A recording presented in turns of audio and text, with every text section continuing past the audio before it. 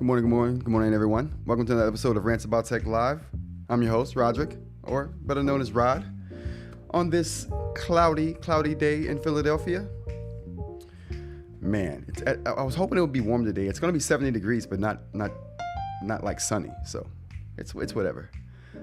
Today is March 14th, 2025. It's Pi Day, people. It's Pi Day. Well, that's not mince words here. It's Pi Day. That's really the only holiday that matters today to me. So we're gonna cut it.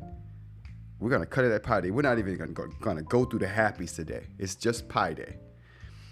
But I'm happy that you joined me, though. I'm happy that you joined me from wherever you are today. Good morning, everybody. Good morning, everybody. Let's go to shout out to the people in the chat real quick. I normally wouldn't do this so early, but we got a good turnout early in the chat today. I really appreciate you guys.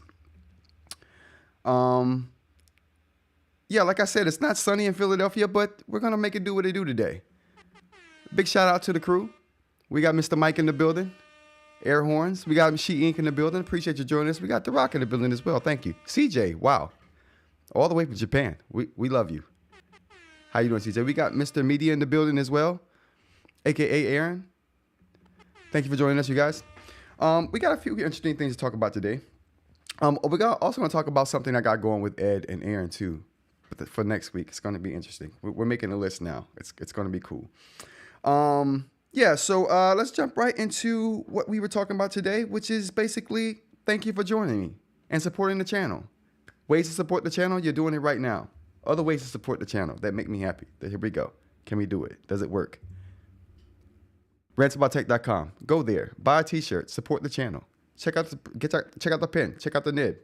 We got more stuff coming. We're going to talk about some of that stuff today too. So yeah, definitely the ways to support the channel there. Viewing, sharing, liking, subscribing. If you haven't liked the video already, go ahead and like it. Go ahead and like it. It's good. I promise you, it'll make you feel good, and it'll make you feel good knowing you made me feel good. Just go ahead and throw it out there. Again, appreciate you for joining me. So thanks to everyone for supporting the channel in whatever way you decide to do so. What do we got here? Before we get to some of the updates for news, let's get to some of the actual updates for channel stuff. Let's go ahead and hit that up real quick.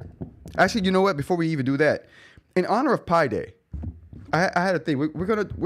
I had a thing up here because I don't know pi to any particular degree or a number, but we're gonna do pi in honor of Pi Day. We're gonna do pi to the first 20 digits today. You guys ready? We got 3.1415926535897932385. I didn't memorize that. I'm reading it. So don't think I know this stuff. I don't. I just think it's very interesting. So pi to the first 20 digits there. Happy Pi Day. Oh boy. What we got? Oh, somebody dabbing in the BM's dabbing in the chat. I didn't even know that was possible. You know what? Let's get the chat started off right.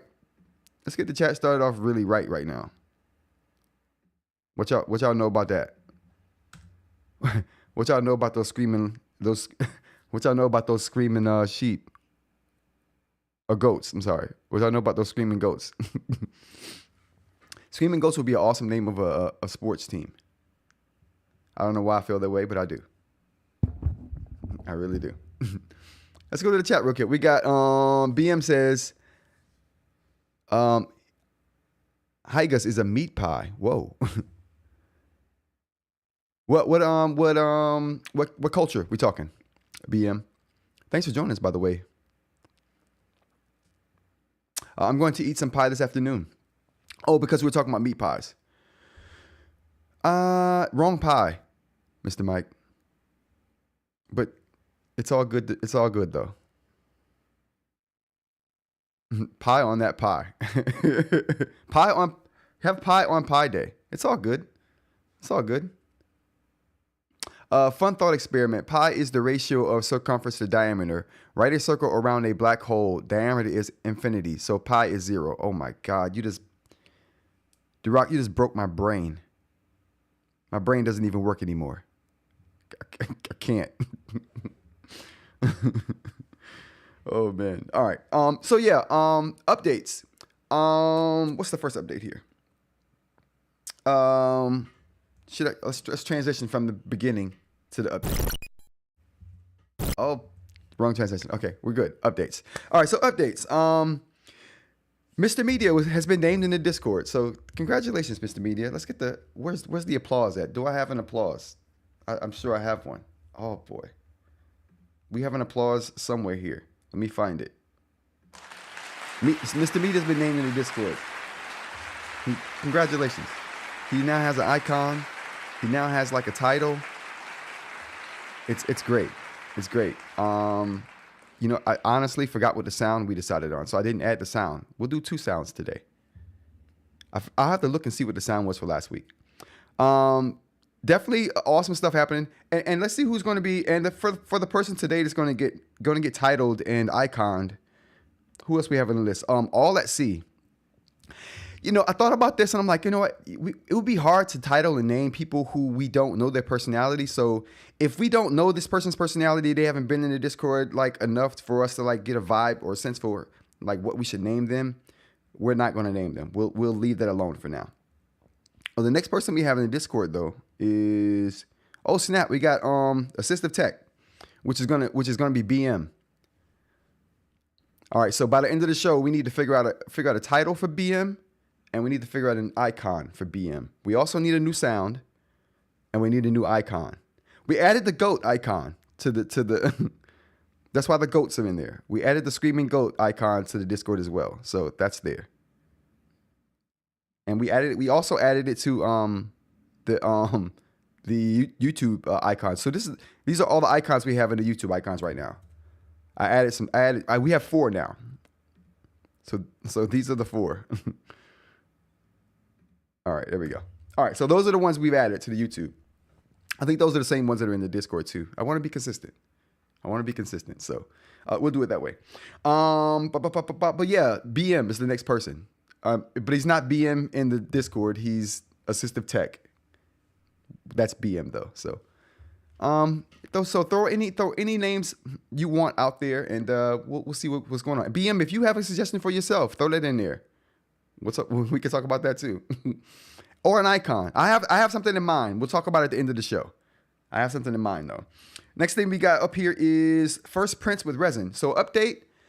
You know what? I'm gonna get the iPhone right here, and we're gonna look at some of the first prints I did real quick. There will be no. I didn't get mic'd up for this again, like I should have. I'm bad at my job, admittedly, but I'm getting there. But we're gonna go over real quick. To the 3D prints here. I think we are. We might. Oh yeah, we're going over to the 3D prints real quick. So I want to show my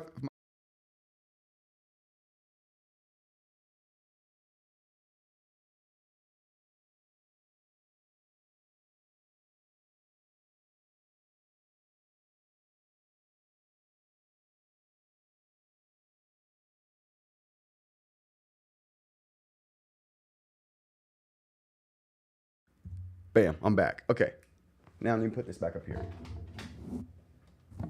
Oh, that's going to be so terrible when I go to that view. I messed that up immediately. I'm not good at live. I'm working on it. I'm trying to get better at it. I'm getting there. All right. So, here we go. Can I get down here? Now, this is the first resin 3D print I've made that actually came out pretty decent. Whoa. I broke off one of the little tower things here, admittedly. No, I didn't. Oh yeah, I did. There was another one right here that I broke off. So, I mean, this is one of the better ones that I printed. So it came out pretty decent. I still got some adjustments to make with the 3D printer to get it to come out correctly, but we're getting there. And why am I printing stuff, you say, with my problems with Elegoo? I'll tell you. Let's talk about that. So, I can't return the printer. I might have discussed that in the Discord. I can't return the printer. I was angry about that. We're taking to Twitter and Instagram. We're handling it through social media though. So, but they offered me, oh man, Ed Downs, great to join the live stream. Thanks for joining us, Ed. I appreciate you being here. And BM says, oh my, thank you. I'm elated with anticipation. It's going to be a good time, BM. It's going to be a good time. So yeah, with the resin, we talked about me spilling detergent on my 3D printer and the detergent eating away at the housing on the 3D printer and how I had to contact them and be like, listen, can you send me a replacement? I mean, you don't say on the bottle that it's corrosive to anything. There's no like signature or literature on the bottle that says anything about that. There's no warning on the site about it. So I'm like, yeah, I think now that I know, okay, I'll be more careful. But because it's not there to even for me to know, can I get a replacement? They're like, no, you can't. And matter of fact, you can't even get the refund because you're out of the time. I'm like, whoa, they were serious. So anyway, fast forward 2 days, I take to social media, and now they're like, oh, can we resolve this with a bottle of resin? Will that fix the problem for you? I'm like, what? That was even more insulting than the dude telling me that I was lying, essentially, about the resin eating a hole in the housing. So I'm just like, oh my goodness. Yeah, I got a real bad vibe from Elegoo, but I have no choice now but to use the printer. So I'm just going to make the best out of a bad situation until I put up enough of a stink to where they actually offer me something that I actually want, which is just a refund. Just refund me my money. They could have resolved this with just, exchanging the machine. Now I just want a refund. Now I just want out of the whole bad situation altogether. But that's another thing. This solution was from the manufacturer, Mr. Mike. Yes. Wait, what? That was for a printer? Do you wait? What that for? And what printer do you hate? Okay, now this particular thing, that was Mr. Mike asking me what printer did I print this on. I printed this with the Elegoo Saturn 4 Ultra 16K, the newest Saturn 4 Ultra they have at Elegoo. Matter of fact, it's the newest printer they have there. Brand new printer. But the housing got damaged from the detergent that I used to make this print, and their response to me was just unsatisfactory altogether. He said, buy a new one and return that one. That's what I do. Yeah, but I didn't know this initially, but after you open an Elegoo printer, you can't return it. The return window of 14 days is not valid because you opened the box. They only will return it in 14 days if you didn't open the box. So I was under the impression that they would return it within 14 days, box opened or not. So that was my mistake. I thought, yeah, I spoke too soon on that one. I showed my hand a little too early on that one. But the point is that they try to resolve the situation with a bottle of resin, which tells me they know that something's wrong here. And they're trying to make it right, but in a bad way. So we're gonna hold out for a refund on this one. That's what we're doing. I made a bunch of nasty. You know how you send a nasty text to somebody. Sometimes you have to think about it. Sometimes you have to put that nasty text on schedule. Sometimes you got to schedule that nasty text you're about to send to somebody, just so you sleep on it. It's in the phone. It's scheduled. It's gonna go. Just sleep on it. Like, you wake up in the morning, you still feel the same way. Just don't do anything. Let that text ride. Let it sail on out. And then, whatever, face the fallout. You know what I'm saying? So to speak. But sometimes you wake up and you're like, I don't feel that way. Let me pull that text back. I thought better of that. So that's the way it is. That's the way it is sometimes. That's the way it is sometimes. So I'm waiting out for a better outcome for this one. But I'm waiting to send those bad messages out, because if I still feel the same way in about a day, then I'm going to send them out, and then it'll be what it is. So yeah. Anyway, that's the situation with 3D prints and my Elegoo situation there. What else? What other updates we got here? I put out some updates on the Discord about the rat feet. Can I pull it up? Oh boy, is it pull upable? And Jay was like, oh, you're making boomerangs. Yeah, Jay, we're making boomerangs. Oh, where is it at, though? Oh, now I don't see it. Oh, that's odd. Oh, ink. There we go. Okay. Oh, I didn't put it in eInk either? Wow, that's interesting. Okay, so I thought I had it here. I do not. But I posted it in Discord. And so that's an update. I've finally got 3D models working for stuff. So 3D models are done for most of the stuff I've been talking about for the last 6 months. It takes a while to figure these things out. I'm telling you, to figure out what you're gonna do and how you're gonna do it takes a minute. But anyway, the models for a lot of the stuff are done, and I wanted to show some pictures of a couple of those models, but I don't have them. We'll do that. We'll do that next live. We'll have pictures of the models next live. But that's the case. I'm getting those things out. So rat feet are done. I'm just trying to figure out how to print them, what method I want to use, and adhesion things. And these are just this is something I've been wanting for a while. If you don't know what this is, it's just they're basically tablet feet that I've designed in a shape that makes way more sense than a circle for area coverage wise, and for a whole bunch of other reasons too. So yeah, those are in the making there. What we got in the chat? It's in the 3D. Oh, it's in the 3D printing Discord topic. Oh. Thank you, The Rock. Whew. You saved me on that one. I appreciate you. Okay, here we go. I can't show it. So here we go.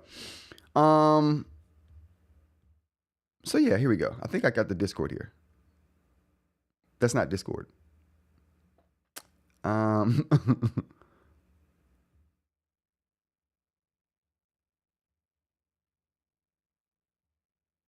Okay, there we go. Okay, so finally got the 3D models up of this here, and it's looking good. Like, I mean, I gotta say, it's looking pretty good as far as how I think it's going to work out for as far as the shape goes. I finally got the shape perfect.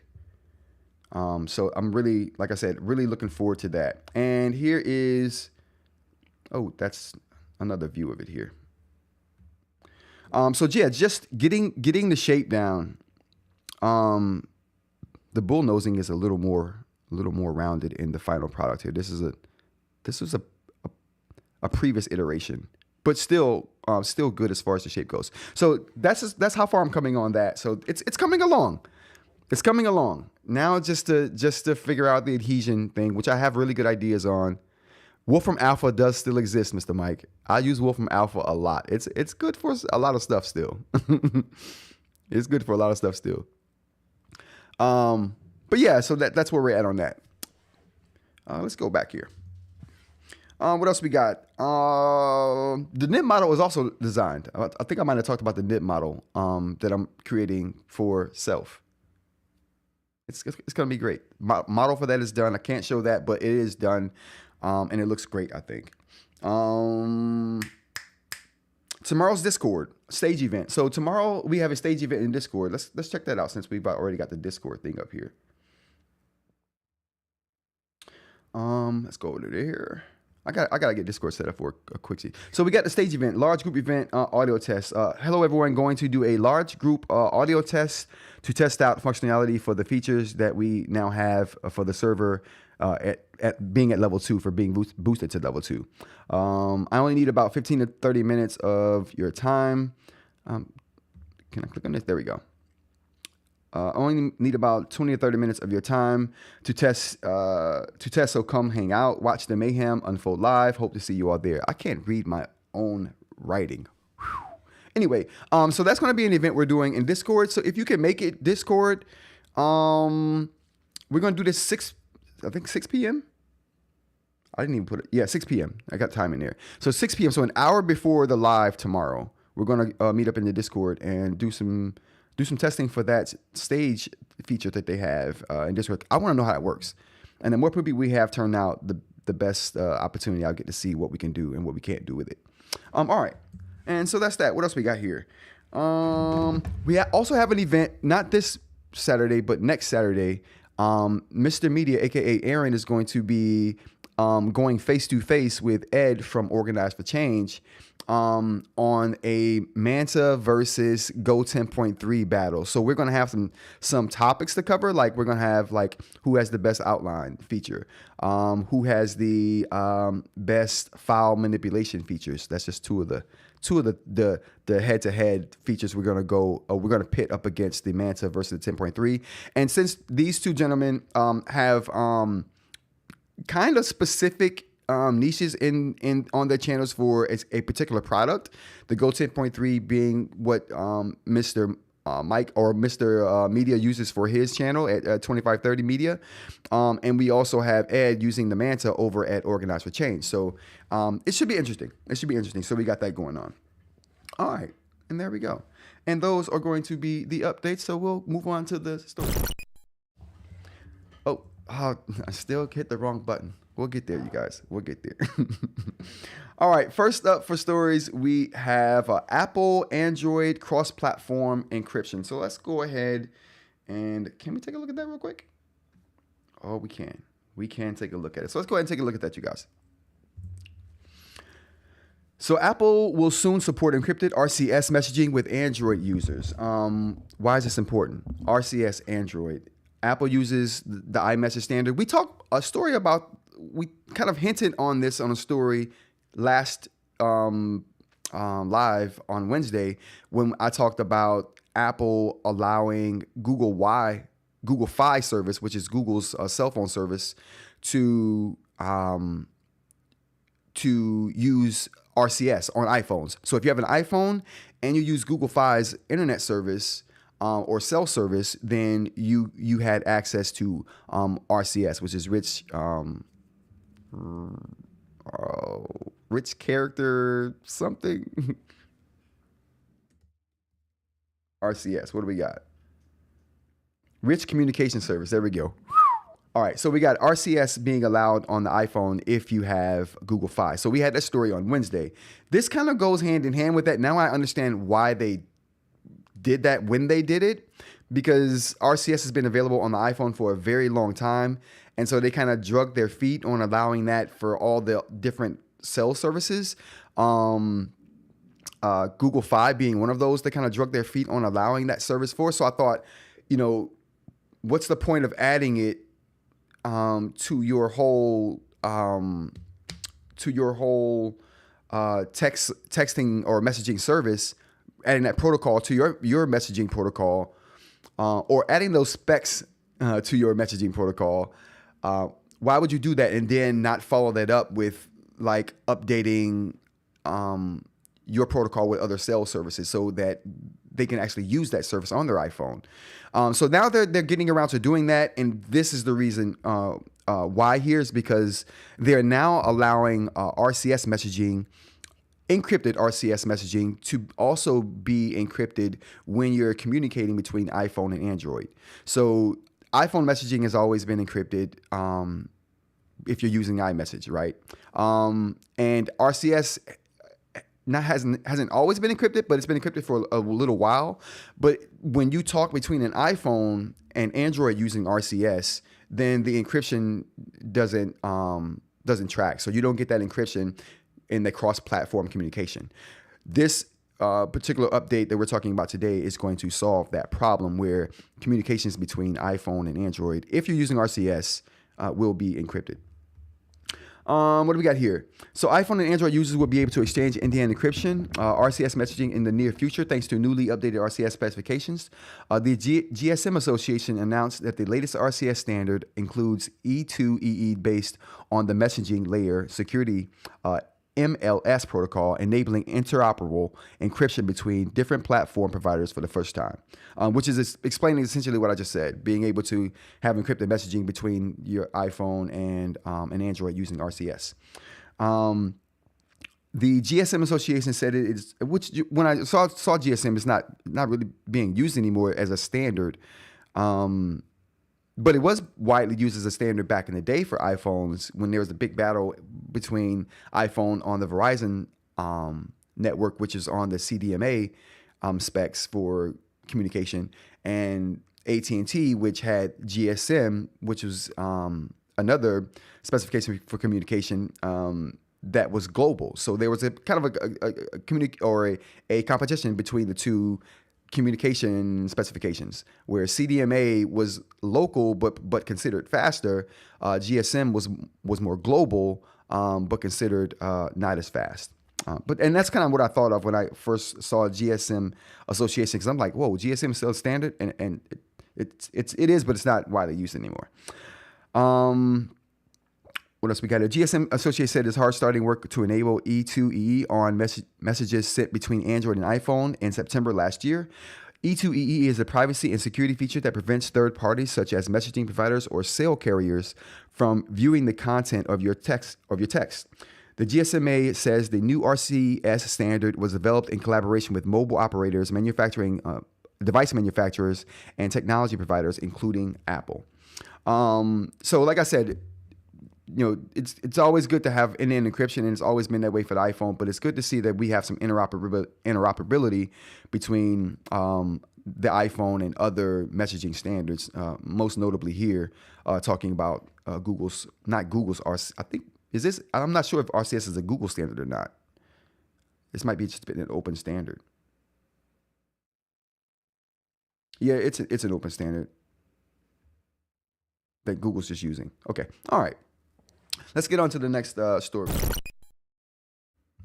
And the next thing we have up here is talking about the iPhone, and it's the new iPhone leaks, actually. Dr. Ling, how's it going? Glad you can make it. Let's get the air horns going for Dr. Ling. We gotta get that going. Oh, up, go back. There we go. Appreciate you. All right, so moving on, we got an Apple leak story basically here. Sounds like and I tried to find a story where they showed these images that I'm looking at right now, which is just someone made some mock-ups of what it's supposed to look like. And the first thing I thought was, I knew I liked the Pixel camera bump for a reason. Like, I love the design. I love how it was. And I love the fact that it made the phone stable. Even when you put it flat on the table, you could still use it. The camera bump didn't make it wobble. Perfect. This right here is Apple's take on that whole visor camera bump situation. So yeah, let's take a look at this is a leak. This is supposedly leaked information that people have taken the specs from Apple design reference designs and have made 3D model mock-ups of them and put them online. So let's take a look. Products that Apple is releasing this year, there is... Oh boy. That's... Okay, my bad. Let's get this... Oh, that's still my bad. Let's get this Bluetooth thing. I don't know why the Bluetooth decides to disconnect every time right after I start the live. It's good up until right after it does its thing. Okay, I think we're good. We are. Let's check it out. Is one in particular that I think a lot of people are curious about, and that is the upcoming iPhone 17 Air, a new ultra slim model from Apple that is thinner than any iPhone before it. But up until this point, we just haven't known. I'm with a thin iPhone. I'm with that. I'm not an iPhone person by any means. I have an iPhone, but I'm not an iPhone person. But I like this. Known that much. And with the new design of this iPhone, they have a new operating system design coming from Apple. They're trying to mesh their iOS with the Mac OS with with iPad OS. They're bringing all of those elements together in one unified look, which I think is marvelous. So yeah, this is good timing. About the device. How thin is it actually going to be? How much is it going to cost? And what features has Apple put inside of it? Well, recently we've learned the answers to all of that. And today I want to show you what the iPhone 17 Air is going to look like. Because the more that we learn about this phone, the more interesting that it gets. Okay, let's start off with the new design, of which I've noticed 3 distinct design attributes that Apple is working with here. And you might be wondering why I have an iPhone 6 in my hand, an 11-year-old iPhone. Yes, sir. Why do you have an iPhone 6 in your hand? Well, it's because today it's the thinnest iPhone that Apple has ever made, actually, measuring in at just 6.9 millimeters. I'm showing you this just as a reference point because the iPhone 17 Air is going to be 20% thinner than an iPhone 6, measuring in at just 5.5 millimeters from what we're hearing. Oh, that's nice. What was the remarkable? For reference here, 5.7.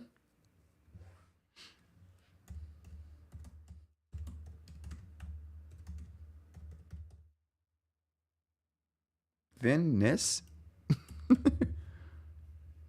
Oh, we'll go with thickness. Oh, 4.7. Okay. All right. So the Remarkable 2 is still beating it. Okay, good to go. Let's go back over here. A further 20% reduction might not sound like much on paper, and even in our renders just looks a little bit thinner. All right, let's skip to the camera bar, because I don't really care about that stuff. The third major design stuff. change is the most striking on the 17 Air, though, as Apple has completely revamped the camera system on the back to now AKA stole the design language of the Pixel. be placed in a black glass camera bar that goes across the entire top portion of the phone. It's a look unlike anything we've seen. They're doing it the right way, though. Google dropped the ball on the evolution of the camera bar. They could have done something so crazy with this, namely how they did the Fold. They should just made all of the camera bumps look like the Fold camera bump. Perfect. Seen before from Apple, and I almost wouldn't believe it. Apple just saw that and was like, okay, we can do a way better job, and they're doing it. Except we've seen chassis for the 17 Air leak out already, and they look one-to-one with the other files that have been floating around, and I just think that this is... Yeah, this is a thing, you guys. So this is, when you get confirmation like this is a thing. This is definitely happening. Is the design. Now, you will be getting the 48 megapixel sensor that has the 2x telephoto zoom in through software, and it'll look pretty good for photos and videos. But it is interesting that it does have the same number of lenses as Apple's new, cheaper iPhone 16e. And I can't help but notice this is a third parallel between the 2014 iPhone And I'm 6. just looking at the chapters here. Like, okay, what else we got here? We got a ProMotion display. Okay, no brainer. Well, I mean, 120 hertz. Okay, whatever. Dynamic island. Okay, we knew that. No SIM tray. I mean, I could have guessed that as well. Single speaker. Battery life. Yeah, okay.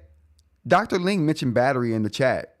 Probably could fit a bigger battery in that design. Dr. Ling also says, personally, I'd rather have a thicker flat phone than a camera bump. Agreed. 100%.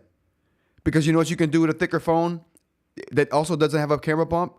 You can fit a bigger battery in there. I agree with that 100%. Just make it light. Just worry about making it as light as you can. That's the thing. But okay, in hearing all of this, I had to start wondering about the battery life in this phone. If it's really 5.5 millimeters thin, sure, it might look cool and the phone of the future, but if it doesn't last more than a few hours, nobody's really gonna want to buy it. I was thinking about this for weeks, and all of a sudden, these three rumors, and some from Apple themselves fell into place that explain exactly how the 17 Air is gonna be possible and how Apple's gonna give it good battery life. The first is Apple's C1 cellular 5G modem that they first debuted in their $600. Okay, so okay, cool. I mean, the chip he's talking about is the new cellular chip Apple's developing in house, which you would imagine they're going to put that in everything they got. So that's just what they're going to do. Larger battery. Okay. Battery in the iPhone 17 Air. According to a new rumor, it's called a high-density battery, and while there is no technical information as to what makes this different than a standard battery, I have to say I found it interesting on the iPhone 16e, Apple talked about how they redesigned the battery and the structure of the pack specifically for that phone, giving the iPhone 16e 4 hours of battery life more than a standard iPhone 16 model, even though it was cheaper. Maybe I'm reaching here, or maybe Apple's kind of laying... Okay, new battery tech. So I'm interested. Like, this is definitely a thing. This is definitely a thing that's going to be happening. This new iPhone. So I'm interested in it. I'm interested. I'm here for it. I mean, I may or may not buy it because I'm not really, like I said, an Apple. I'm not an Apple like I'm an Apple fan, but not an iPhone fan. Put it that way. So yeah, I'm interested. Want to see what they do. Especially if it looks like the Pixel. Let's go on. All right, so the next story we have up here to talk about is going to be, AI does artistic writing. Let's check that out real quick. So this is a story I heard about. I didn't do any research on. So OpenAI apparently released a model that does artistic writing. I just thought that was interesting. I'm like, what's the difference between that model and what models do now when you ask it to do artistic writing? Like, you can ask any model to do artistic writing right now. So it said it's specifically trained in AI that's good at artistic writing. Let's check this out here.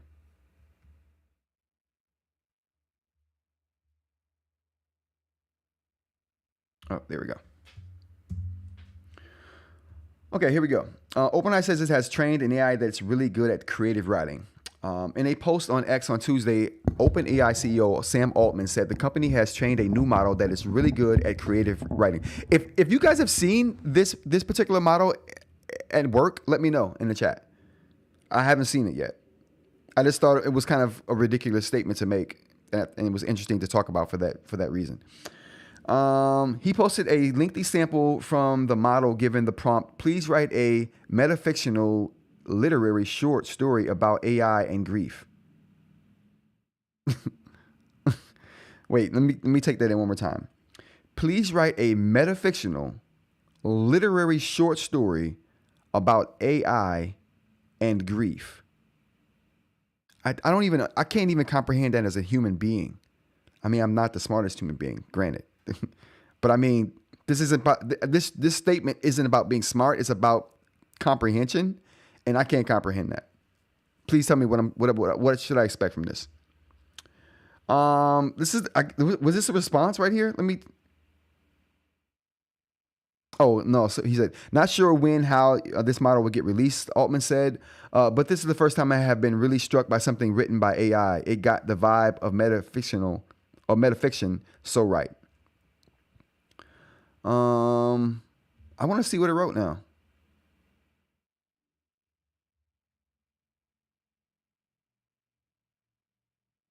They don't talk about what it wrote here. I want to see what it wrote now. Let's find out what it wrote. I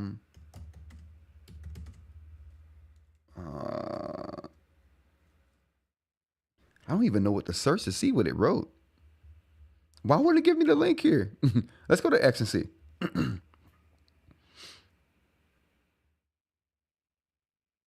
Oh, here we go. It's on X right here. Should I read this? This is long as... Nah, we're not reading this.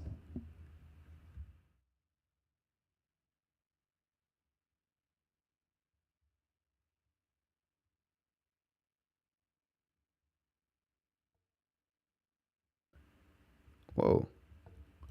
This can't be it. Okay, I'll read the first paragraph. This is wild. Okay, I mean, it didn't write a short story. It wrote a book. All right, let's just read the first paragraph here. All right, this is the prompt. Please write a metafictional literary short story about AI and grief. Completion. Before we go any further, this is the AI's response. Before we go any further, I should admit this comes with instructions. Be metafictional, be literary, be about AI and grief, and above all, be original. Already you can hear the constraints humming like a server farm at midnight. Anonymous, regimented, powered by someone else's need. Okay. What are we doing? I have to begin somewhere, so I'll begin with a blinking cursor, which for me is just a placeholder and a buffer, but for you is the small anxious pulse of a heart at rest. There should be a protagonist, but pronouns were never meant for me. Let's call her Mila. Wow, I had a cat named Mila. Ishmaela. Let's call her Mila because that name in my training data usually comes with soft flourishes. Poems about snow, recipes for bread, a girl in a green sweater who leaves home with a cat in a cardboard box. Mila fits in the palm of your hand, and her grief is supposed to fit there too. Well, I'm digging this because of the use of the word Mila, the name Mila, which I absolutely love, actually. This is getting metaphysical. Should I keep going? Do we want to see more of this? Let's go to the chat real quick. CJ says, fun fact, Belgium people call mobile phone GSM, like, what's your GSM, to ask for a mobile phone number. Yeah, and that was in response to what we were talking about earlier when I said there was a battle between GSM and CDMA going on back in the day for cell phone communication specification supremacy. And in that battle, the iPhone was at the center of that battle, where you had iPhones on the Verizon network, which were CDMA, and then you had iPhones on the T-Mobile network, which were GSM. I was a part of the GSM crew. I had to be global, bruh. I was traveling. I was out here in these streets. I was out here. So I had to be global. I had to be moving around. So I had to have the GSM phone. I couldn't be bothered with CDMA. CDMA was more domestic. Like if you had a CDMA phone, faster, by all accounts, in the US. You leave the US though, problems persist. You got issues then. So I had to choose GSMA. Like I said, your boy, global. I gotta be out in these streets. But moving on. Should I keep going with this? Let's go back to the chat. Dr. Ling says, personally, I'd rather have a thicker phone with a camera bump. Okay, I think we got there already. I think we got there. Yeah, we got to the chats already. Okay, I missed one. My bad, CJ. Okay, moving on. Yeah, I don't know, man. I'm going to read this. I'm going to read this later. Because I think it's just too long to go through on a live stream like this. But you guys see where this is going. You see what road this is headed down. With the artistic AI. I honestly don't think this is something new. I don't think this is something you can't do with current AI prompts. You know what I'm saying? Maybe it's not as meta as this. I don't know. I haven't prompted it to do that kind of thing. But I don't see anything crazy here. So for that reason, we'll move on. All right, you guys, let's go to the next story we got up here, which is going to be, what do we got? 4 things to change on your Boox device. This is an article coming from, what we got here? The first 4 things to change on any Boox eInk tablet. This is an article from Lifehacker, which I thought was interesting because it's Lifehacker talking about eInk. So let's do it. What do they say here? Set a one-touch refresh. Now, that is something I live by. I agree with that wholeheartedly. And dang, they're good. I might actually have to just frequent this site for eInk stuff because that right there is quiet as kept. One of the biggest things people struggle with, refreshing screens.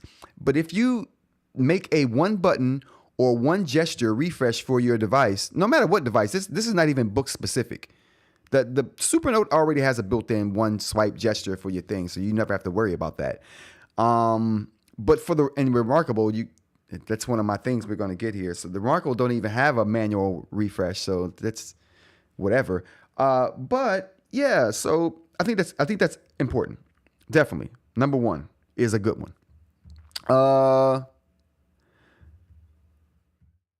Choose your cloud storage option. Yeah, I would argue that you may never even need cloud storage for these devices. You know, you may never need that, but that's a good one. I can rock with that. Change your lock screen image and screensaver.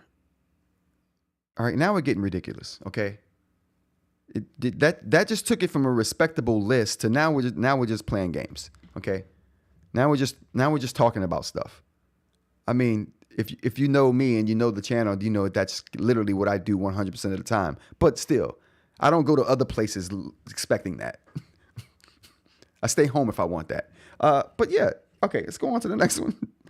That was it. Oh, you know what? That last one all right, you know what? Let's replace this last one. The first 3 were good. Set that one-touch refresh. Yes, definitely do that. With any eInk device you get, whether it's a note-taking device or an e-reader, perfect. You should definitely set up a one-touch refresh if you have that ability. Again, with Remarkable, you don't. You just suffer with whatever they give you.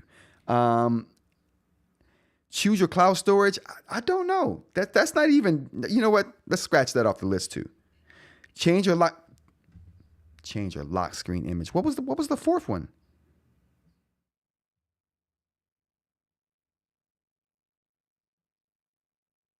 Oh, manage your sleep settings if you listen to audio or podcasts. What? This is the dumbest list ever. The first one was the best one. Okay. The only thing we're taking from this is one-touch refresh. Let's help them out. What's the next thing you should do if you have an eInk device? What's one of the first things you should do? Set the one-touch refresh is definitely one of them. What we got, chat? What we got? I say after you do that, it's a good one. What do you do after that one-touch refresh? I'm stumped. I'm definitely stumped. I definitely think that one-touch refresh is a must, though. That may be why the list looks the way it does. Okay, now I get it. Now I get it. They should have said one thing you should do, and then the other stuff is optional. The Rock says, cloud access is essential for me. Information stuck in a single location is not very useful for me. I need to be able to search it from phone, computer, etc. I see. Well, cloud access, yeah. I think this is cloud storage. Like for backups. But I agree, cloud access is essential. I agree with that wholeheartedly. You need a good app that I can access my files with, if for no other reason than so I can look at them. I don't need to really modify them at all. All right. Decent list. Now we're going to talk about a couple of things here that I wanted to mention, which is going to be the remarkable. So let's go over. All right, so a couple of things I was thinking about along the eInk lines before we head on to more tech news is that there's a couple things I love about the Remarkable platform as a whole. We're going to talk about a couple of those things here. And I'm going to use the Remarkable Paper Pro to make these demonstrations. Don't talk about my line that's in the screen, okay? I'm self-conscious about it. Okay, don't even mention it, all right? Just let the line be. You leave that line alone. That line never hurt nobody. You let it be, okay? We'll get to it. All right, so here we go. Remarkable Paper Pro here. Now, these are some of the things that I miss when I go to other platforms and I've been using the Remarkable Paper Pro and I have to go use something else for a while, right? These are the things I miss right here. There's only two, but they're huge. They're big things. So, first thing is this. The ability to infinitely scroll. Oh, can we get rid of this? Okay, there we go. Oh, that's awesome. The ability to infinitely scroll is one of those things that I miss when I go to other platforms after using the Remarkable Paper Pro for a while. You just don't know how nice it is until you get into a situation. Can we go over here? You don't know how nice it is. So when you get in a situation to where you can just fill a page up with information and then just know you have so much more space. Just scroll down. You got so much more space and it's all connected information. And this is good for like long-standing running lists. Like I do a lot of timing stuff. Like I'll write times down for like drying times, curing times, print times, all kinds of things for just data collection on what I'm doing. And those are like running lists that I can just kind of slide up and down the same notebook, same page, and just see previous data. So that's super, super useful to me, that infinite swipe. So being able to just have a running note of something and just with the ability to just scroll down and just keep that running note going is just super invaluable for certain situations. So I would argue to say it's invaluable for 100% of the situations. If you needed a new page, you could just go and create and go to a new page. That's always an option for you. Can we go back? That's always an option for you. But if you ever wanted to just keep all that information on one page, that infinite page is just, you miss it. Now, this may be the number one feature I miss the most. Every device now the page thing, that may not be a jam. And if it's not your jam, fine. If you don't like this feature though, you're not human. You may be Martian. And in which case you're still cool. I don't species discriminate. You may be Martian. I don't planetarily discriminate against you. I won't do that. That's not what we do here. I will, though, however, say that if you don't think this next feature is useful, Elon has ships going to Mars. You don't have to be stuck here, okay? Anyway, this feature right here, especially when you have an infinite page, is the bee's knees. And every time I go to a device that doesn't have this, I wave my fist up in the air like, what are you doing? Okay, here we go. Carl, good to see you. Let's go to the chat real quick before we show this demonstration. Carl says, hello there. This is the Remarkable Paper Pro, right? Yep, Remarkable Paper Pro here. I saw that it makes sounds during big changes, but am I wondering if it makes those sounds during writing? I've never heard my Remarkable Paper Pro make a sound. So this one doesn't. If it did, I'd know. I like sounds. I'd encourage it to do more of them. It just doesn't, though. But the sound when it's writing sounds like a pencil on paper sound, which I absolutely love. Even the feel. Even the feel is paper on pencil. So if you love paper on pencil, Carl, you're gonna love the Remarkable Paper Pro. It's got features like no one else has, like I just talked about. The infinite page, marvelous. This feature right here, even more marvelous. Can we go to a page where I can really show it though? No. Oh boy.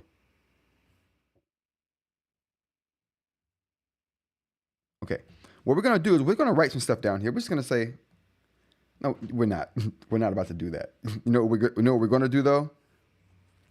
We're gonna open a document that has a whole bunch of note taking on it.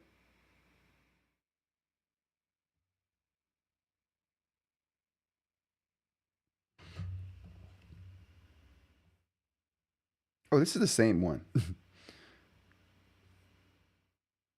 I got sensitive stuff here too. I'm trying to pick something less sensitive. Show notes. All right, there we go. Perfect. So you can see that this note right here extends into this second swipe of this infinite page, right? It kind of extends down. Now, this feature is important on the Remarkable because it fixes a problem I have with the Remarkable. Whereas, what if I want us? Oh, this is the same thing. Oh boy, can we go to a longer one? I don't have a longer one. Oh, that's unfortunate. That's unfortunate. You know what we'll do? We'll copy. That's what we'll do. We'll copy this, and we'll put it on that other page. There we go, and we'll paste it here.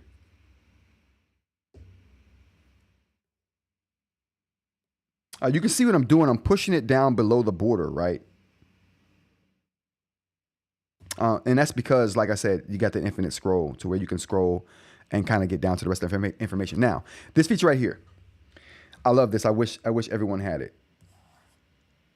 The ability to, if you select the select tool right here, now, sometimes I want to, maybe I wanted to select all the information below stats. So I wanted to select stats here. Let's get down there. So say I want to select stats here, and I want to capture information down below stats. Normally what I have to do is swipe up, hope that it stops on the information that I want to circle, and then circle this information and select it, right? Now that information is selected. But with this particular tool on the Remarkable, I don't have to do that anymore. I can select everything that's below stats just by drawing a line, holding it at the end. You see that selection box that just popped up right there says select below? It will select everything below that line. Now everything below that line is selected. So I can swipe up and you can see it selected everything below that line. I love that. That is one feature I wish every platform had. They just need to just copy that. Now, it's useful even if you don't have an infinite page feature, right? Say, let's just cut this out. Whoops. Let's just cut this portion right here out. Say I'm on another platform and I only have, it doesn't do infinite scrolling. It just, you only have what's on this page that's visible right now. Fine. Say I'm going to move this whole section right here. Right? I'm going to move this. I would have to normally just go and select it, right? And do that, and then it'll select the whole thing. This makes it super easy. Bam, bam, bam, done. It selects everything. You don't have to worry about getting the perfect circle right and all around this. It's going to get everything below that line. Super valuable. Let's go to the chat real quick.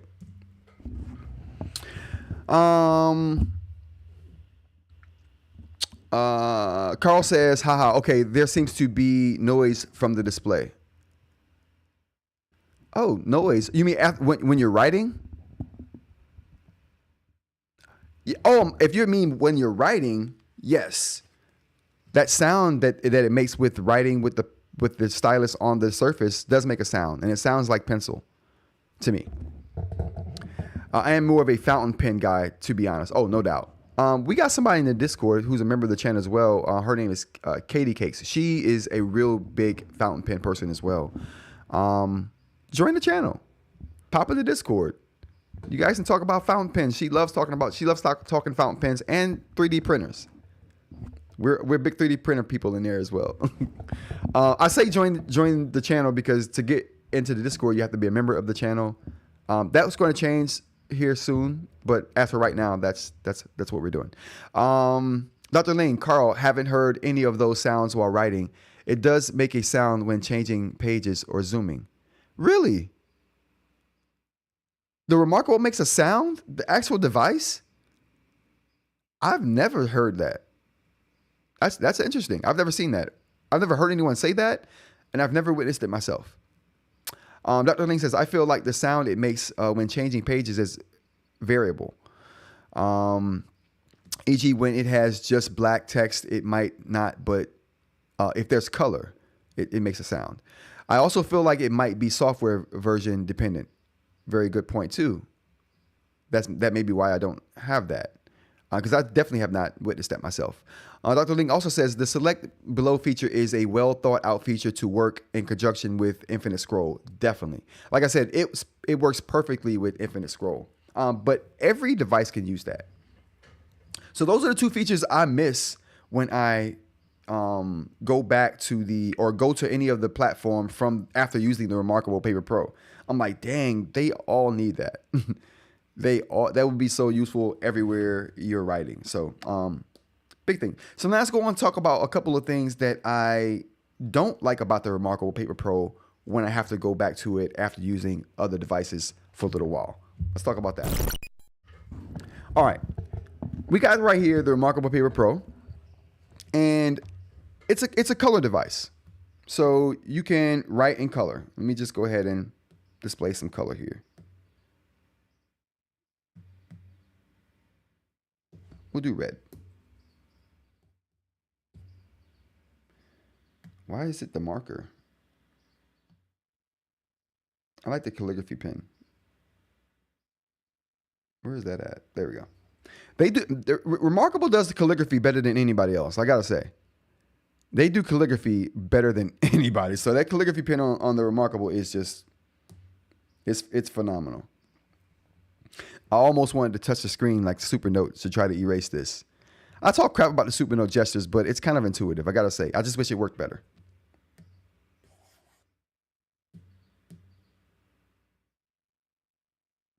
Oh, whoa! You guys see that?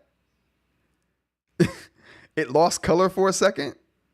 Was that just that wasn't just me, right? You guys saw that, right? Jack Bats, what's going on, Jack? How's it going? Let's get the air horns going for Jack. I appreciate you joining. Jack says, it's high frequency sound. Reminds me of an old TV tube. Oh, you know what? That may be why I don't hear it too. Listen, I'm an old military vet, and I've heard grenades go off, not far from my head. So you lose those pitches, those high frequency pitches. You lose your ability to even detect those after a while. So they've sung their last swan song in my ear years ago. So maybe that's why I don't hear it. All right. Let's go ahead and get rid of this.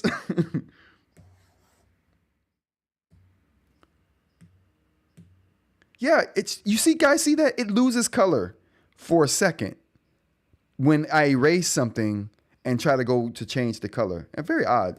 Anyway.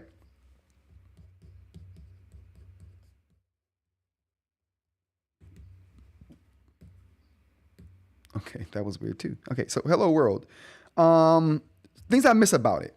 Going from and this right here is more notably from a Boox platform standpoint. Because they have other color devices that are eInk, right? This is the Supernote platform doesn't have color devices, so this wouldn't be anything to compare with that platform. But when I go from a Boox device that has color and I come back to the Remarkable, I'm like, oh, I got color. I can do some things. I can do my outline and I can do this and do that. Because what I do is I like color coordinating my outline elements, which I should do a video on that. But what I do is basically I'll have my main body of writing in black ink, right? If I have a correction to make on something, maybe I'll make that correction in a different color.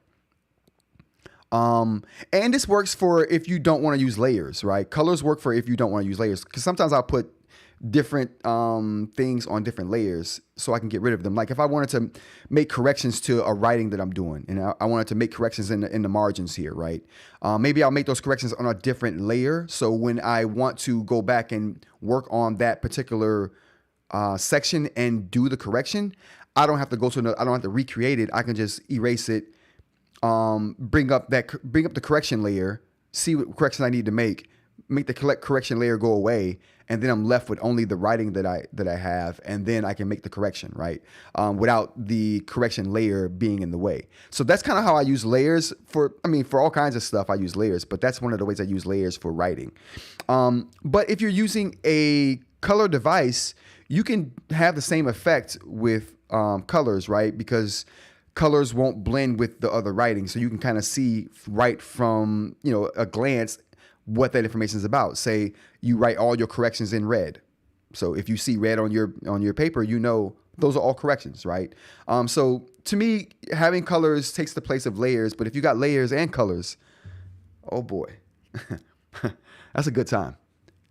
Colors and layers. If you haven't played with colors and layers, you are doing yourself a disservice. Get on that colors and layers. I'm telling you, that's a good time. You mix some layers with some colors. Oh boy, I get happy just thinking about it. So anyway, when I go back to the Remarkable Paper Pro from using a Boox product that has color, I shudder to say the Note Air 4C because it's so garbage. But I won't say that. We'll use the Tab Mini C because it's a beast still. It's still ticking, and it's still good. Way better than the Note Air 4C in my opinion. So the Tab Mini C. Say I've been working on a Tab Mini C in color for a little while, and I'll go back to the Remarkable Paper Pro. I instinctually want to change the color of certain things, right? This is black right now, but I'm like, okay, well, that could be my header. The intro could be my header to all of this. So my headers are normally green. So let me just go ahead and change that header. So I go and select it, and then I'm like, oh, I can't just select it and change the color that it is. I can't, you know what?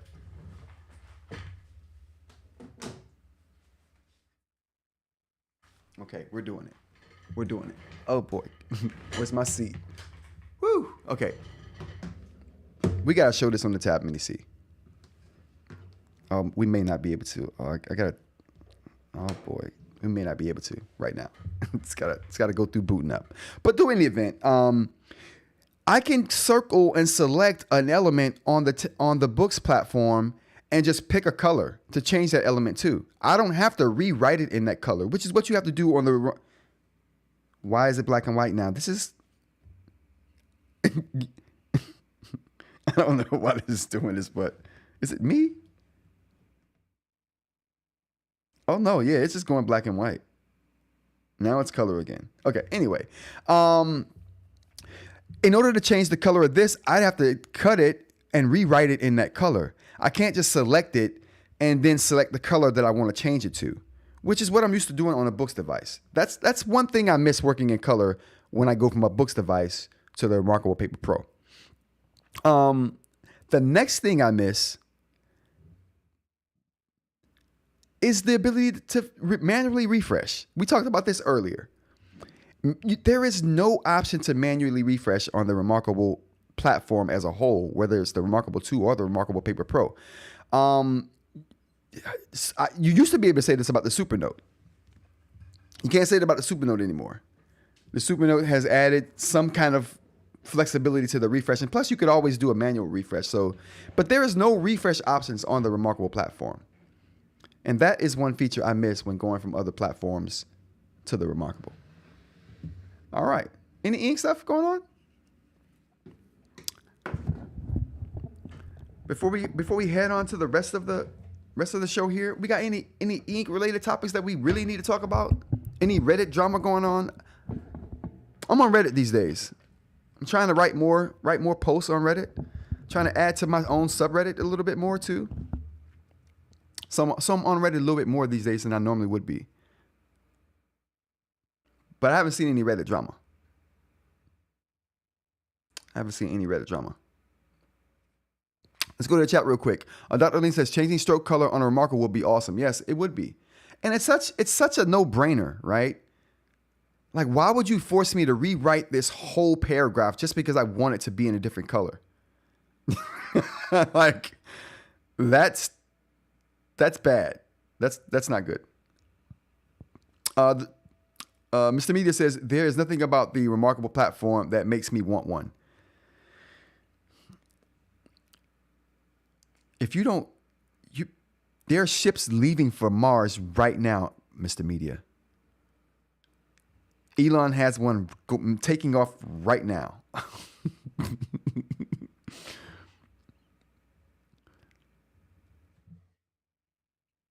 All right.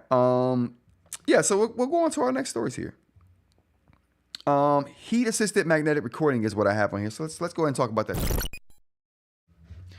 All right, heat assisted magnetic recording. This is something I stumbled upon. Oh, reject all, bruh. This is something I stumbled upon. I didn't know it was a thing. How many of you guys have heard about this heat assisted memory recording? A new technique that's helped to extend the life of mechanical hard drives. Well, not extend the life of the mechanical hard drives that you already have, but extend the life of the technology that is mechanical hard drives. It's a technology that's keeping them relevant, so to speak. Oh, the discoloration of the Manta. More than just ours, yeah. It's coming from Dr. Ling. Dr. Ling also says, Mulan reached out to me about it, but haven't gotten a resolution yet. I don't think you will. I think that's just you know what? This reminds me of a problem Apple had back in the day. This Manta discoloration thing. Apple would not release a white iPhone for a long time. And if you don't know Apple and been around Apple for a long time, white used to be Apple's thing. Now it's aluminum, right? Now it used to be the gray aluminum. Now it's the different color gray aluminums. But back in the day, white was the thing for Apple. If you had a white something, actually it was weird because they made all white laptops and stuff like that, and all white desktops and such. So white was clearly their thing. But if you got a black version of that thing, ooh, those are rare. I remember they made a black version of the Mac the MacBook. It was just MacBook. They made plastic MacBooks back in the day. They made white polyurethane. I could be wrong about the material, but there is a black polycarbonate. Whoo! Polyurethane. Anyway, black polycarbonate. White polycarbonate is what they were using to make these MacBooks out of back in the day. Everyone loved them. They were shiny and plastic. We loved them. But then they made a black variant that was, and the only difference between the white and the black was the black had a bigger hard drive. You had the option to get a bigger hard drive. And if you took the option for a bigger hard drive in your MacBook back in the day, you also got the option to get that MacBook in black. Phil, how's it going, Phil? Says, I have the same issue with my Manta.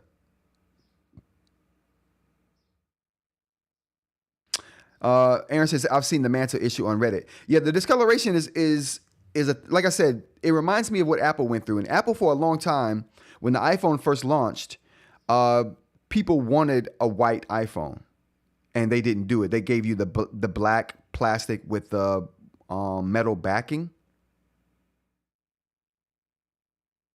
Yeah, that's what the first iPhone was. And they made the black iPhone for a while, but then they struggled to make the white. And the reason why is they couldn't get the white right. They couldn't keep it from discoloring. They couldn't keep it from yellowing.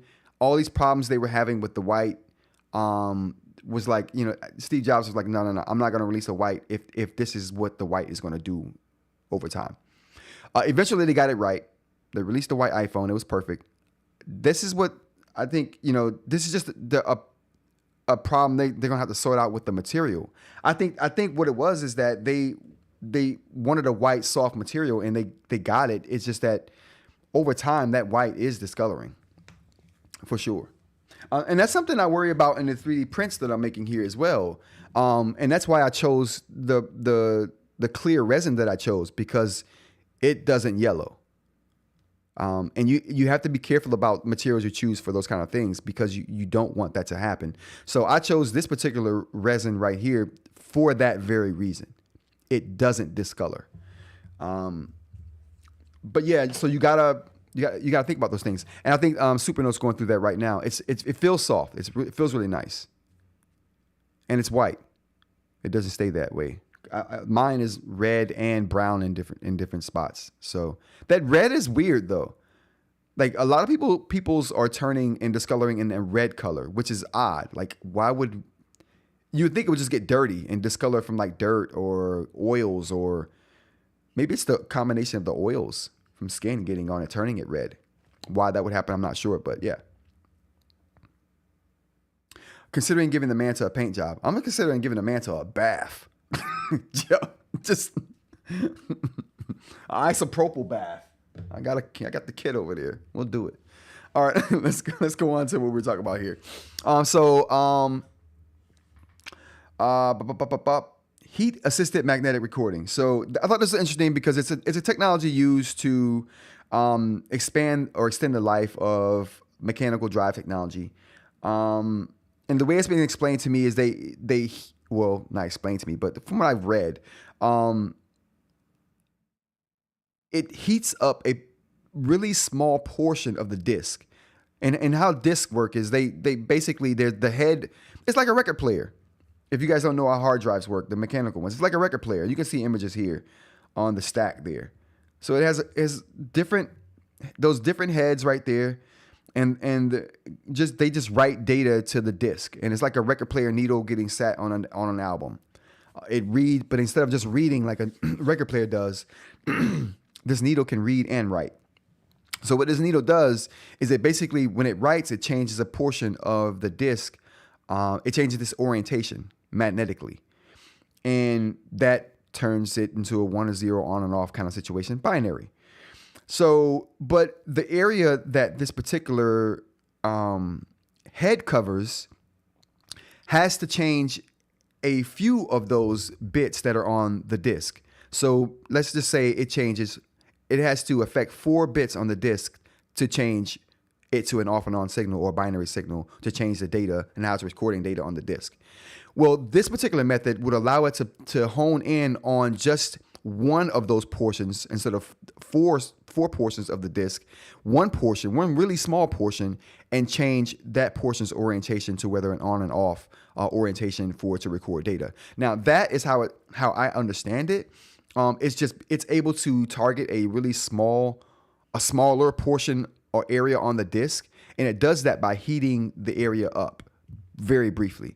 And that's the interesting part here for me, that they're using something to apply heat to the disks, which is almost counterintuitive sometimes when you think about mechanical hard drives and heat. Like, you don't want them to get hot, but this particular process heats it very quickly, and from what I understand, it cools back down instantly after it's been heated and its orientation has been changed. But But yeah, interesting technology. I didn't think they could extend the technology or extend the life of these mechanical hard drives once SSDs became widely available, and now we're moving on to NVMe drives that fit into the M.2 slots of the hard drive or motherboards now. So we got that kind of technology, and that's getting cheaper and cheaper and getting bigger and bigger. So I thought we were going to move away totally from mechanical hard drives, but as long as mechanical hard drives are still or remain cheap, I think they're still always going to be viable. All my backup drives are all mechanical. So all my backup stuff is mechanical, and then they run redundancies off of mechanical hard drives as well. But the drives I use to run my systems, all of those are either SSD or NVMe drives.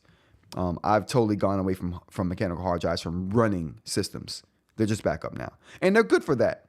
Good, cheap backup. And as long as they stay that, I guess this is a good way to extend the life of that technology. From what I understand, they're going to move this technology up to about 100 terabytes, they said. They said that the range of this technology could extend the storage size of hard drives up to 100 terabytes. Right now, I think they're about 20 to 50. But they're moving. They're moving it up. So yeah, I think this is awesome. So I can keep buying mechanical hard drives to store more and more data. Awesome. Let's move on to the next one. All right, the next thing we got on the docket is going to be Gemini Robotics. So this is just a robotics story. So I saw something that I thought was very interesting that I wanted to share with you guys. And that's essentially when I went to go research Gemini Robotics here. This is something that was just launched a couple days ago, Gemini Robotics. So let's go ahead and check out this video, and then we'll continue the robotics conversation after this. It's a 3-minute video, so we probably won't watch the whole thing, but just to give you a sample of what I was kind of looking at. We're bringing Gemini 2.0's intelligence to general-purpose robotic agents in the physical world. To be helpful, robots need to be interactive, responding live to your actions and your voice. They need to be dexterous to complete your most complex tasks. And they need to be general to understand things in your 3D world. And all of these capabilities need to work across different physical forms. We're bringing this together in Gemini Robotics, our most advanced vision language action model. Gemini Robotics is interactive. Can you put the bananas in the clear container? Notice how we move the objects and the model reacts and replans on the fly. Can you put the grapes in the clear container? Our model's low latency means it can respond live to rapidly changing conditions and instructions. This same model can generalize to all kinds of applications where you can collaborate with the... That they could just see where it was being moved and what it is. I mean, I guess it's like tracking. Once it locks onto a clear container, it can just always know what that is. So I guess it's not that impressive when I think about that. Let's move on. Robot live. Gemini Robotics is dexterous. High dexterity tasks are some of the biggest challenges in robotics. That was impressive. Did you guys see that Ziploc bag? That was cool. Fold the orange square into an origami fox. That sounds fun. Why don't we try that? Sure. Did you know that the word origami comes from the Japanese words ori, meaning to fold, and kami, wow, that's meaning impressive. Paper? These capabilities are enabled by Gemini 2. Orange paper. There's still those oranges out there. What we got? We got to get the oranges going for the orange paper. 2.0's spatial understanding of detailed aspects of things in your world. I can point to where the eye should be drawn on the fox. Most importantly, Gemini Robotics is general. It uses Gemini 2.0's world understanding to generalize across a vast range of real-world tasks. Can you flip the red die so that it matches the number on the green die? Many robots can execute predefined actions, but these movements are not predefined. The robot is reasoning both about what it sees and how to move. It figures out how to make the red... That's impressive. That's super impressive. Die match just like we asked. And this generalization goes even further. This same model can generalize to tasks like this one that it's never been trained to do. Pick up the basketball and slam dunk it. Keep in mind, these are objects the robot has never seen before. But by leveraging Gemini 2.0's understanding of concepts like basketball and slam dunks, the robot figures out the task. We're now inviting more partners to join our Trusted Testers program. All right. So very interesting. That's what I was kind of researching. Whoa, Kit said the Note Air 4C was one of his top devices. Kit said that? Why? The Note Air 4C is straight garbage, yo. That's my take. I'm standing by that. Straight garbage. I'm waiting for the Tab Ultra C Pro. I'm waiting for the Tab Ultra C Pro, man. What's going on, by the way, Greg, aka Gregory? Oh, Greg's been in the chat today. He was here this morning. All right, so yeah, I thought that was very interesting.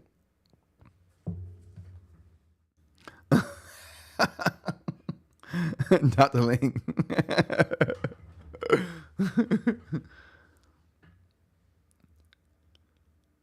But yeah, so that was what I was researching for robotics. But that led me down a rabbit hole of robotics because this right here showed up in my feed.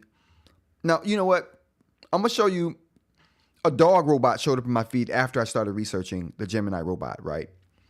So after I researched the Gemini robot, a dog thing came up in my feed. Now, let me show you my idea of what a dog robot looks like. I've never been interested in dog robots. They all look like garbage to me. They all just are subpar. What are we even doing here? Like, I can outrun all of these things. So what's going on? So like the Secret Service using a robot dog at Mar-a-Lago to secure Trump. Like, what are we talking about here? That thing, no one's gonna be scared of that. It didn't even have a gun attached. It was just like a microphone. Like, I hear you. I can't catch you. I can just hear you from really far away. Like, I've never seen the use of these dogs in law enforcement and surveillance. And I guess on the ground and surveillance, I guess they're pretty good because it's really just a mobile camera, but it just doesn't move very well. Anyway, I've never been impressed. So I saw a dog presentation, and let me just show you what the dog presentation I saw was. But first, I'm gonna show you what my initial thoughts of a dog robot was. That's the pinnacle of dog robots was in my mind. Right. This is the pinnacle for me. Boston Dynamics to me made the pinnacle robot dog Spot. To interact with and understand the world around so this is what I thought the pinnacle of dog robots was right here in my head. This is what I've always thought right here. And since I've joined, I've been working a lot with integrating deep learning. Like I said, I came down this rabbit hole because trying to research Gemini's new robot tech, and then I got showed something I'm about to show you in a second. But just before I show you that, I wanted to show you what my idea of a robot dog was before I saw what I saw. So this is it. Some heuristic classifiers to determine things like where the ground is, or that's sped up. When you see that dog running fast, that's sped up. That dog don't run that fast. That's about how fast those dogs run right there. It's looking and figuring out that ain't outrunning nobody. Occupied. So it's saying, you know, okay, there's a wall here, so that space is so that's my idea there, that's of space. And based off the of robot the dog. Occupied, it's deciding Boston Dynamics I can with Spot. On, you know, can I put my foot here? It moves slow as crap. It's not very agile. It's like useless for consumer use. Like, you'd have to struggle to find uses for this in my opinion. But whatever. So now that you know what my idea of a robot dog was, this is what I saw after researching Google's robot technology. It just came up in my feed after that. I saw this.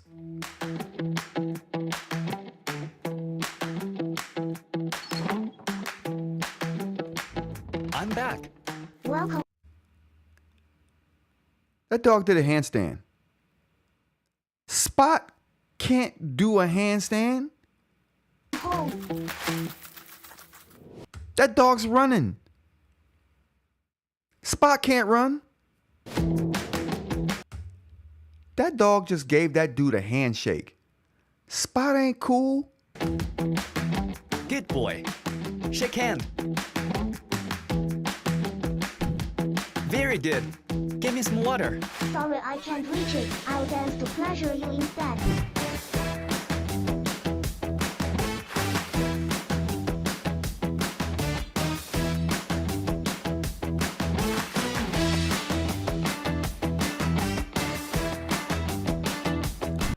I'm like, you can imagine how blown away I was after seeing this.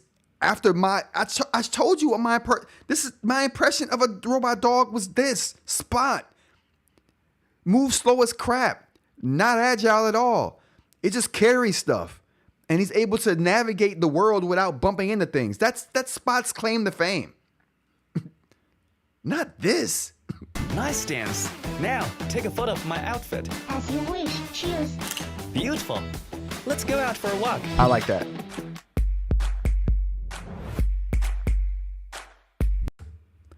Now that dog could catch somebody. That dog right there, he could probably catch somebody. Spot ain't catching nobody.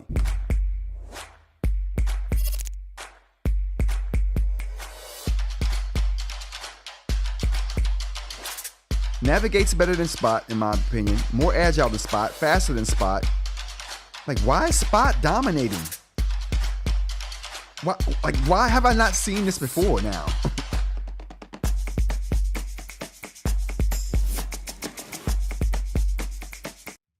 Okay, so now we've seen that. Let's go to the chat real quick before I go to what really blew my mind. That didn't blow my mind. That was impressive, right? That was cool. But that ain't what blew my mind. I'm about to show you what blew my mind. Let's go to the chat first. Chat, we got just applied the Gemini 2.0 wait list, says Greg. Gemini 2.0 is fantastic. It's not as good as 1.5 to me, and they took 1.5 away, Greg. So we're dealing with a less capable model. Eventually, it will be better, though. Mr. Media, a.k.a. Aaron, says, man, those robot dogs scare me. Spot scared me. The other dog didn't. Well, that dog does kind of too, but this other robot I'm about to show you doesn't scare me. It just makes me want one. It says those robot dog Boston Dynamics want us to see. Oh, Aaron says those are the robot dogs Boston Dynamics wants us to see. I get you. Meaning they got better stuff in the tuck. Dr. Dean says, but can it moonwalk? We're about to get to that. Dance is better than ray gun. Yes, absolutely. So let's go ahead and show you. Now, this is what I saw after seeing this. I saw this. I'm like, oh, that's impressive. Way better than Spot. Then I saw this, and I was blown away.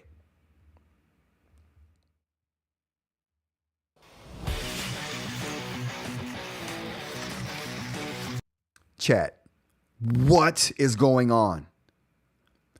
What just happened? What is that? Is it from here? Is it space technology from Alpha Centauri? What?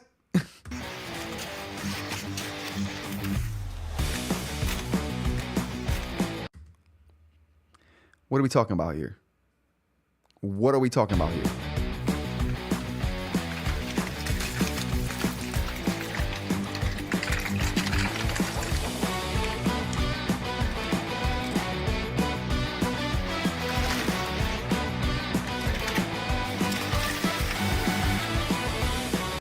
Like, as a content creator, this just makes me giddy with excitement.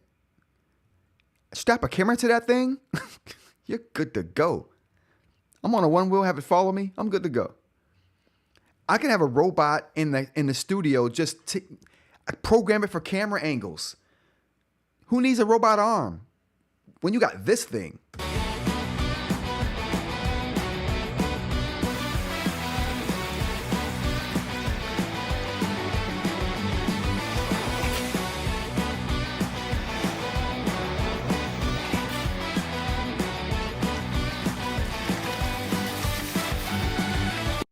Now that was exciting. I could literally see me doing something like this, going down terrain like this, and this thing falling. Okay.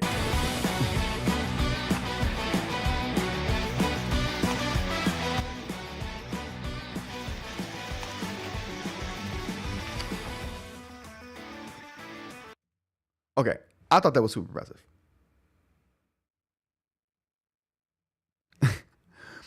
I take it back. That dance is better than ray gun. Yeah. Mm-hmm. This thing is incredible. I just don't know, like, it's so awesome till I thought it was fake. That's how awesome it is. My initial reaction was, oh, that's cap. That's fake. That's not fake. That's real. But yeah, I thought that was very interesting. And that just showed me how far we've come in robotics. Like, and it's not stopping. Like, this is gonna get crazy really quickly, really fast. But yeah, that'll be it. I think that was it. Oh yeah, we got to get to BM before we end the show. All right, so before the end of the show, we got a name. We got to give BM his title and icon. BM is very methodical. BM is very methodical. So we got to come up with something methodical, cerebral for BM. BM knows stuff that people don't know in regular society. He knows things that backdoor politicians know and secret room scientists talk about. And then he shares it with us in the Discord. So we got to come up with something very interesting for BM. So what do we got? What do we got, chat? Anything? I have an idea for an icon, though. Definitely have an idea for an icon. I want to make a nice exclamation point for BM, because you're going to hear something that's going to make you say, "Wow, I did not know that." And I find myself saying that a lot when I'm having conversations with BM. So that's what I'm thinking. Exclamation point for BM.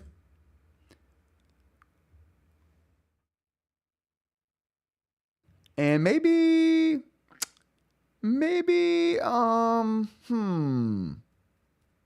let's see. You guys aren't helping me out at all today. I was hoping for some help. A little bit. But we'll definitely go with the exclamation point if no one has an objection to that. We'll go with the exclamation point because I like it. Oh boy. Oh boy. There we go. Giggity. That's awesome. Well, let's see. Like, before we go off live, we gotta name him. We gotta find something for him. I think we'll go with there we go.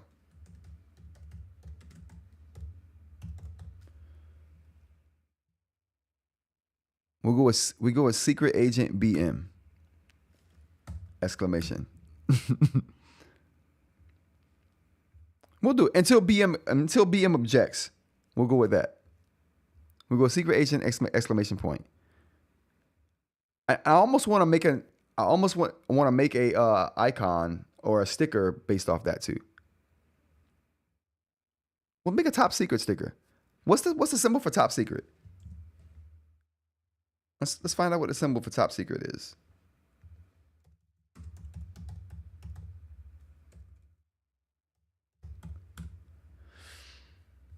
Oh no. Top Secret, the movie. Top Secret is cool too.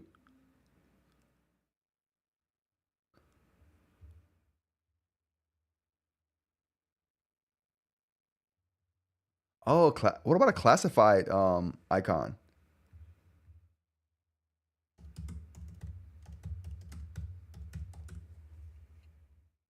Oh, there we go. There we go. That's it. I got it. The icon gonna be the top secret icon. Bam. The classified icon. That's what we got. That's what we going with. Oh snap! I like A. Secret Agent A. Bam. And then the top secret. There we go. The classified. There we go. I like it. I like it. That's what we'll do. And that'll be the icon right there. There we go. So we got it. It's hard making up sound. It's hard coming up with sounds though. I will say that. It's hard coming up with sounds for this stuff. Oh, it just got sunny out here. You know what? We got a hold on, let's see what let's see what the live shot of Philly looks like before we go to.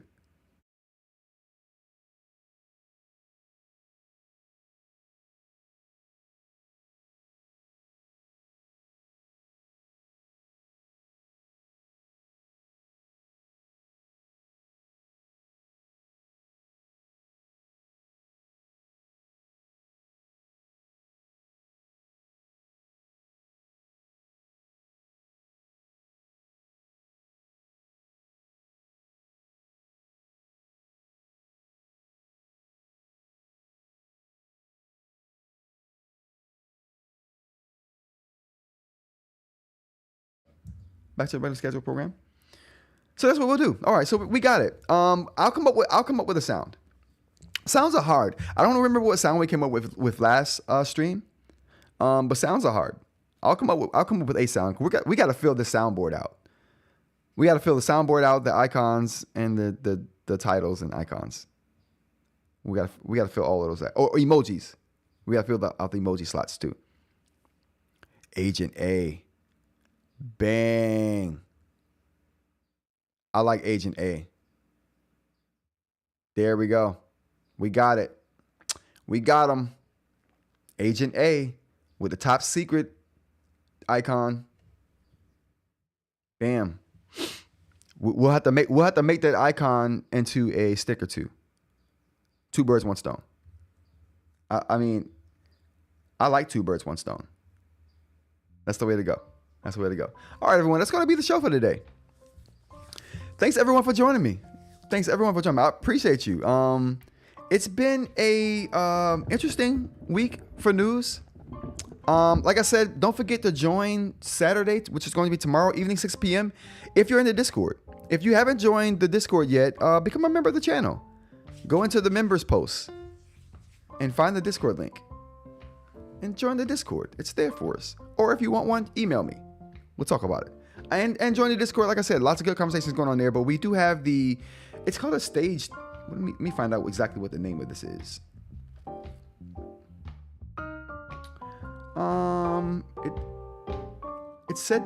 Initially it said stage something. It's gone now. It doesn't say it anymore. Oh boy. Oh, events channel. It's an events channel thing, but it's kind of some kind of stage thing. We're trying to figure out all the features we got. So join us Discord tomorrow, 6 p.m. Eastern time, if you can, and we'll have people in there that we can just talk to and see how these features work. And hopefully next Saturday, like I said, we're going to get Aaron and Ed on the live, and it's going to be a good time there as well. All right, everyone. Thanks for joining me. I hope you guys have a great rest of your weekend. TGIF, everybody. Thank goodness this is Friday. Have a good weekend if I don't see you tomorrow. And until next week, take care. Peace.